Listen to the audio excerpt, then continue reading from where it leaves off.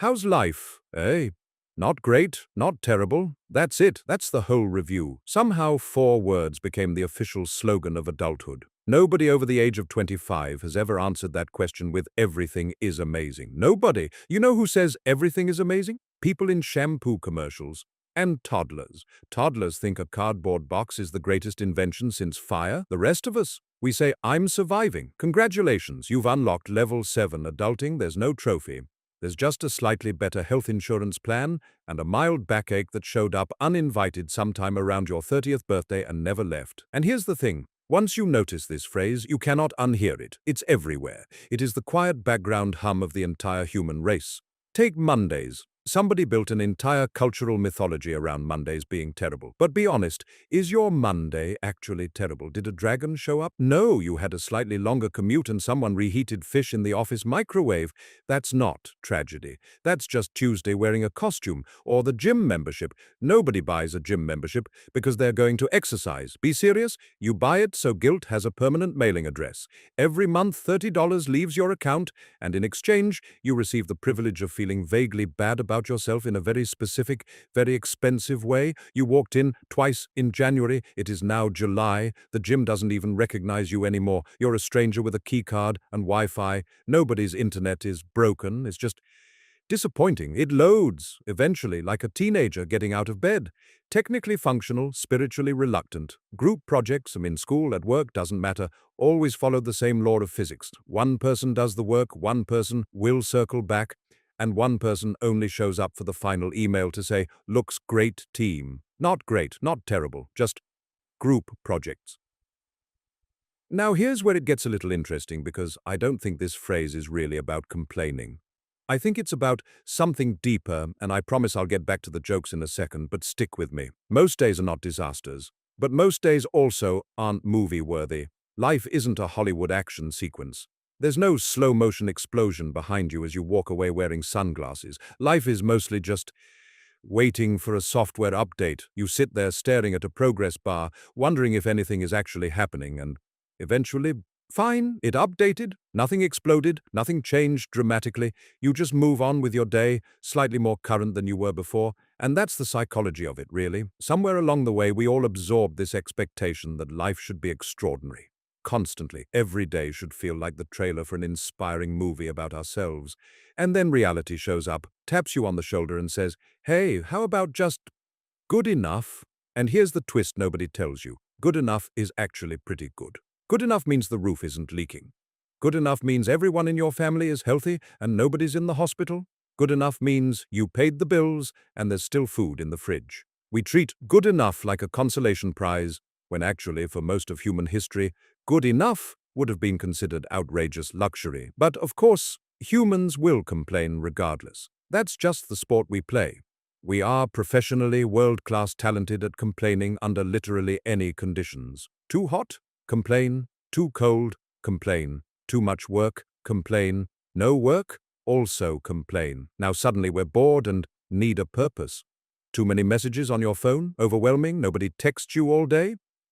Suspicious silence? Also overwhelming somehow. If weekends lasted 5 days, I promise you, by day 4 someone would be saying, I don't know, I think I liked it better when it was just 2 days. Let's talk about real-life examples because this phrase shows up in the strangest places the waiter comes by.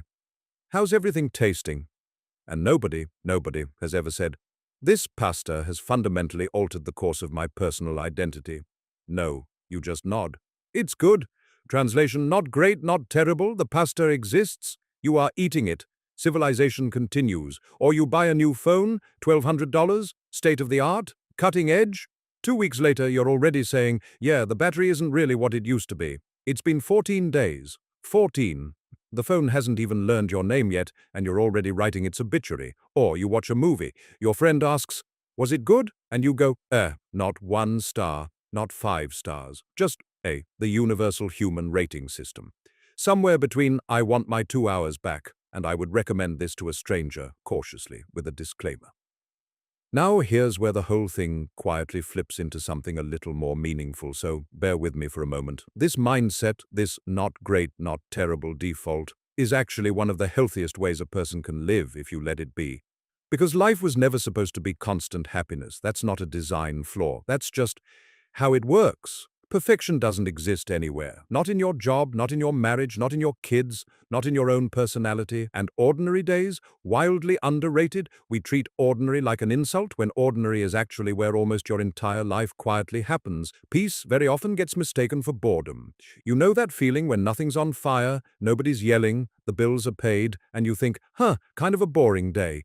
That's not boredom. That's called stability. And stability doesn't have a highlight reel. It doesn't trend online. Nobody's posting a video titled, "Watch me pay my electricity bill on time again." But that quiet, unremarkable consistency, that's the actual engine behind almost every good life you've ever admired.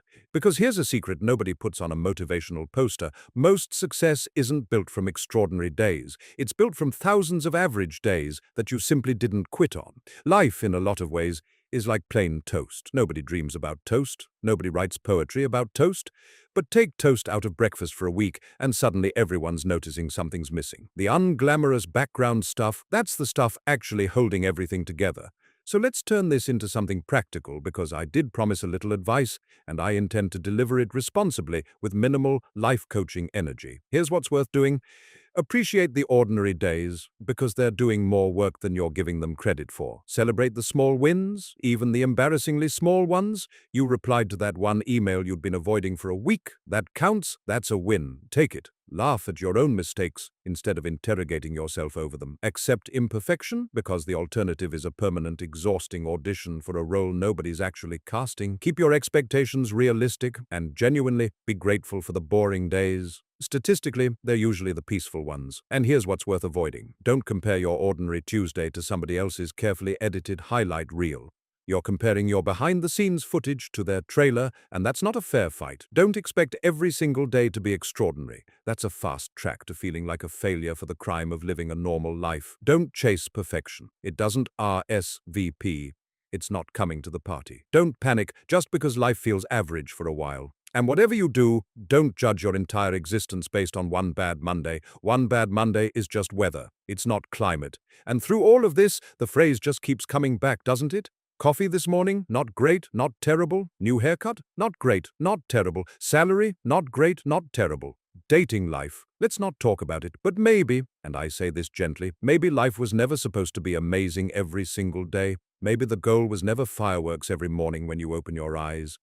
Maybe the actual goal, quietly, the whole time, was just this. If today was simply not great, not terrible, congratulations, you probably just had a completely normal human day. And honestly, that's not terrible. Life doesn't have to be great every day. Sometimes not great, not terrible is exactly where peace lives.